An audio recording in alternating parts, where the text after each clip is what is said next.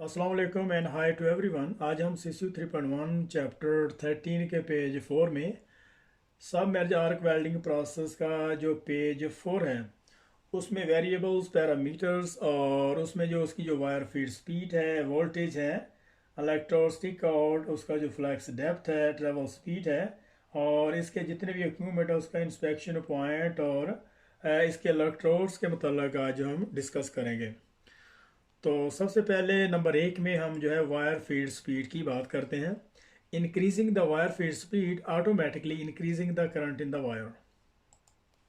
और अगर wire feed speed increase होती है तो ऑटोमेटिकली इसका जो करंट है वो भी वायर में इंक्रीज होता है। The density of the current in the wire is depending on the cross section area of the wire. और करंट की जो डेंसिटी है ये डिपेंड करता है कि जो फिलर वायर है उसका क्रॉस सेक्शन क्या है, उसकी थिकनेस क्या है और उसका डायमीटर क्या है। The higher the density of the current then the higher is the level of the penetrations and fusion that is obtain. और जितनी ज़्यादा करंट की डेंसिटी हाई होगी उसी के मुताबिक उसकी जो पेनिट्रेशन है और उसकी जो फ्यूजन है वो हासिल होगी।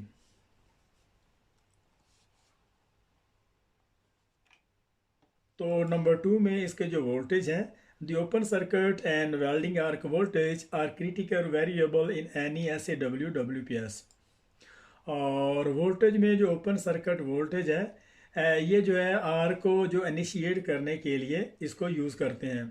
और इसी तरीके से वेल्डिंग आर्क वोल्टेज जो है, वेल्डिंग आर्क वोल्टेज जो है वो आर को मेंटेन करने के लिए यूज़ होता है as a critical variable in any SAW WPS। और ये वेल्डिंग आर्क वोल्टेज और ओपन सर्किट वोल्टेज ये क्रिटिकल वेरिएबल पैरामीटर्स हैं और सब मेरे आर्क वेल्डिंग प्रोसेस के affecting bead shape and penetration profile. और इसकी वजह से पेनिट्रेशन की जो प्रोफाइल और बीट शेप जो है वो अफेक्ट होती है। The arc voltage also governs the arc length beneath the flux layer, and any changes in arc length will rarely alter weld metals composition, mainly due to the changes in element from the flux being allied into the welds। यहाँ तक इसको देखते हैं।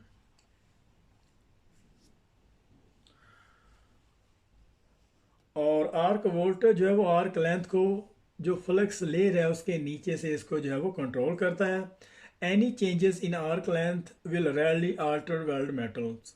और अगर कोई भी arc length में अगर कोई चेंजिंग आती है तो उससे वेल्ड मेटल की जो प्रॉपर्टी है, उसका जो कंपोजिशन है उसमें भी चेंजिंग आती है। mainly due to the changes in element from the flux being allied into the welds। क्योंकि अगर वोल्टेज चेंज होते हैं तो ऑटोमेटिकली उसकी जो आर्क लेंथ है वो इफेक्ट होती है। और अगर आर्क लेंथ में कोई चेंजिंग आती है तो वेल्ड मेटल की जो कंपोजिशन है, जैसे बहुत सारे उसमें एलिमेंट और कंपाउंड हीटिंग की वजह से जो मेल्ट हो रहे होते हैं तो उसमें मेल्ट होने में डिफरेंट आता है। और अगर उसमें चेंजिंग आती है तो डेफिनेटली जो वेल्ड मेटल की जो मैकेनिकल प्रॉपर्टी है उस पर इफेक्ट होता है। Any changes in the weld metal composition may in turn alter the mechanical property। वजह से जो वेल्ड मेटल की जो कंपोजिशन है, मतलब उसकी जो मैकेनिकल प्रॉपर्टी है उस पर इफेक्ट होता है। Thus great care should always be taken into ensuring tight connection of all welding cables। और इस चीज़ को श्योर करना कि जो वेल्डिंग केबल्स हैं, जैसे कि जो भी कंडक्टर हैं, जो इलेक्ट्रिकल केबल्स हैं, उनके जो कनेक्शन है वो साउंड होने चाहिए, जैसे अर्थ क्लैंप वगैरह है। या फिर अगर दोनों केबल्स के दरमियान अगर कोई जॉइंट है तो उसको प्रॉपर तरीके से टाइट होना चाहिए। क्योंकि अगर इनमें से अगर कोई कनेक्शन लॉस है तो उसकी वजह से जो वोल्टेज हैं वो चेंज होते हैं। और अगर वोल्टेज चेंज होते हैं तो मतलब उसके जो आर्क लेंथ है उस पर इफेक्ट होता है। और अगर आर्क लेंथ में चेंजिंग आती है तो उसकी जो उसमें जो कंपोजिशन है, उसके जो एलिमेंट हैं, उसमें जो फ्लक्स हैं वो being alloying into the deposit weld metal, it will be also in affect. तो उसमें भी बहुत ज़्यादा इफेक्ट होता है। नंबर 3 में इलेक्ट्रोस्टिक आउट है। इसका जो नंबर 3 में इसका जो वेरिएबल पैरामीटर्स हैं, this variable parameter is the value of the distance of the welding head assembly from the work surface. और वेल्डिंग हेड असेंबली और वर्क सरफेस के दरमियान जो डिस्टेंस है उसकी वैल्यू जो है वो वेरिएबल पैरामीटर, उसमें चेंजिंग आती रहती है। It has an affect on the welding amperage. और उसकी वजह से जो वेल्डिंग एम्परेज है उस पर भी इफेक्ट होता है। as a power will be consumed in the resistance heating the wire from the tip of the contact tip to end of the wire। और ये जो एम्परेज है ये फिलर वायर की टिप को जो है वो कंज्यूम करते हैं, उसको मेल्ट करते हैं। The electrode stick out value should be given in the metric MMA और imperial inches on the WPS।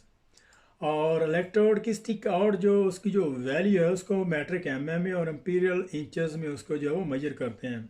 और आमतौर पर जो इसकी जो वैल्यू है, फॉर एग्जांपल अगर हम उसका जो 3.2 इलेक्ट्रोड्स का डायमीटर इस्तेमाल कर रहे हैं तो 3.2 इलेक्ट्रोड्स के डायमीटर को 2.5 से अगर मल्टीप्लाई करेंगे तो उसकी जो इलेक्ट्रोड की स्टिक आउट की जो वैल्यू है वो निकल आती है। तो वेरिएबल पैरामीटर में इसका जो नंबर 4 है फ्लक्स डेप्थ है। तो the flux depth is control by the flux feed rate and the distance from the feeding head to the work surface. यहाँ तक इसको देखते हैं। और फ्लक्स डेप्थ है इसको जो फीड रेट जो इसको कंट्रोल करता है, इसका जो हापर है उसमें मुख्तलिफ इसमें ग्रेनुलर फ्लक्स जिस टाइप का जिस कैटेगरी का हम जो जॉइंट है उसको वेल्ड करने जा रहे हैं उसी के मुताबिक उसमें जो है वो जो फ्लक्स प्लेस करते हैं और उसको जो है वो ऑटोमेटिकली जो फ्लक्स फीड रेट उसको कंट्रोल करता है। जितना उसमें जो फ्लक्स की डेप्थ रिक्वायर होगी, जितना WPS में मेंशन होगा उसी के मुताबिक वहाँ पे रिलीज करेंगे। The flux depth need to be sufficient high to cover the arc. और फ्लक्स की जो डेप्थ है ये आर्क को कवर करने के लिए सफिशेंट होनी चाहिए, वो काफ़ी होनी चाहिए। दो टू हाई फ्लक्स डेप्थ में काज प्रॉब्लम इन द वेल्ड्स। और अगर फ्लक्स डेप्थ बहुत ज़्यादा हाई है तो उससे वेल्ड मेटल की जो है वो कंपोजिशन में प्रॉब्लम आ सकती है। यहाँ पे क्वेश्चन भी बनता है कि अगर तो फ्लक्स डेप्थ बहुत ज़्यादा हाई है तो उससे भी प्रॉब्लम है, और अगर इसकी जो फ्लक्स डेप्थ टू स्मॉल है तो उससे भी वेल्ड में जो है वो इम्परफेक्शन आ सकती हैं। तो नंबर 5 में ट्रेवल स्पीड है इसकी।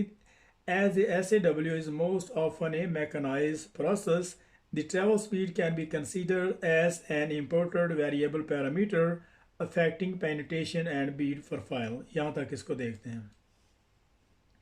और सबमर्ज आर्क वेल्डिंग प्रोसेस एक मैकेनाइज्ड प्रोसेस है और इसकी जो ट्रेवल स्पीड और submerge arc welding process mechanized process है और इसकी जो ट्रेवल स्पीड है इंपोर्टेड वेरिएबल पैरामीटर इसको कंसीडर किया जाता है। इसकी जो पेनिट्रेशन प्रोफाइल है और इसकी जो बीट शेप है इसको जो है अफेक्ट करती है। The correct travel speed for the joint should be given on the approved welding procedure specification sheet. और इसकी जो करेक्ट ट्रेवल स्पीड है जॉइंट के हिसाब से उसकी जो एम्पेरेज और वोल्टेज के हिसाब से जैसे जो है अप्रूव्ड वेल्डिंग प्रोसीजर स्पेसिफिकेशन में इसकी जो एम्पेयर है वोल्टेज है और उसके मुताबिक इसकी जो ट्रेवल स्पीड जो मेंशन हुई होती है उसके मुताबिक इसे जो है वो होना चाहिए। Imported inspection point check when submerge arc welding process. और सबमर्ज आर्क वेल्डिंग प्रोसेस करते हुए इसके जो मोस्ट इंपॉर्टेंट इंस्पेक्शन और चेक पॉइंट है उनको देखने की ज़रूरत है। और सबमर्ज आर्क वेल्डिंग प्रोसेस करने के दौरान उसके जो मोस्ट इंपॉर्टेंट इंस्पेक्शन पॉइंट और चेक पॉइंट हैं उनको देखने की ज़रूरत होती है। तो नंबर 1 में दी वेल्डिंग इक्विपमेंट है। A visual check should be made to ensure that the welding equipment is good condition. और इस चीज़ को श्योर करना कि जो वेल्डिंग इक्विपमेंट हैं क्या वो अच्छी कंडीशन में हैं। और नंबर 2 में welding head assembly and flux delivery system. Check should be made that the diameters, specification of the electrodes wire, and the specification and mesh size of the flux being used to correct to the approved WPS। और इस चीज़ को check करना कि filler wire का जो diameter है और इसके अलावा उसकी जो स्पेसिफिकेशन है जिस मटेरियल के मुताबिक हम उसे इस्तेमाल करने जा रहे हैं उसके मुताबिक उसकी जो है स्पेसिफिकेशन होनी चाहिए। And the specification and mesh size of the flux being used is correct to the approved WPS। और इसके अलावा ये चेक करना चाहिए कि जो मैश साइज़ है, क्योंकि बहुत सारे फ्लक्सेस हैं उनका जो मैश साइज़ डिफरेंट है। जैसे कि फ्यूज फ्लक्सेस हैं उनका जो ग्रेनुलर फ्लक्स है उसका जो ग्रेनुलर फ्लक्स है उसका साइज़ डिफरेंट है, और जो एग्लोमेरेटेड फ्लक्स है उनका जो मैश साइज़ है उसका जो ग्रेनुलर दानेदार जो उसका फ्लक्स है उसका जो है वो डिफरेंट है। और इस चीज़ को चेक करना of the flux being use is correct to the approved WPS। और ये चेक करना कि उसका जो साइज़ है, जो डायमीटर है और जो इलेक्ट्रोड की स्पेसिफिकेशन है ये अप्रूव्ड WPS के मुताबिक है। Check should be made that the drive system has correct ruler diameter and the contact tip fitted and that the flux delivery system is operational। और इसके अलावा इस चीज़ को चेक करना कि उसका जो ड्राइव सिस्टम है वो उसका जो डायमीटर करेक्ट है और उसकी जो कॉन्टैक्ट टिप है उसको मेक श्योर करना कहीं वो कंटामिनेटेड तो नहीं है। अगर वो कंटामिनेटेड है तो उसको जो है वो रिप्लेस करना।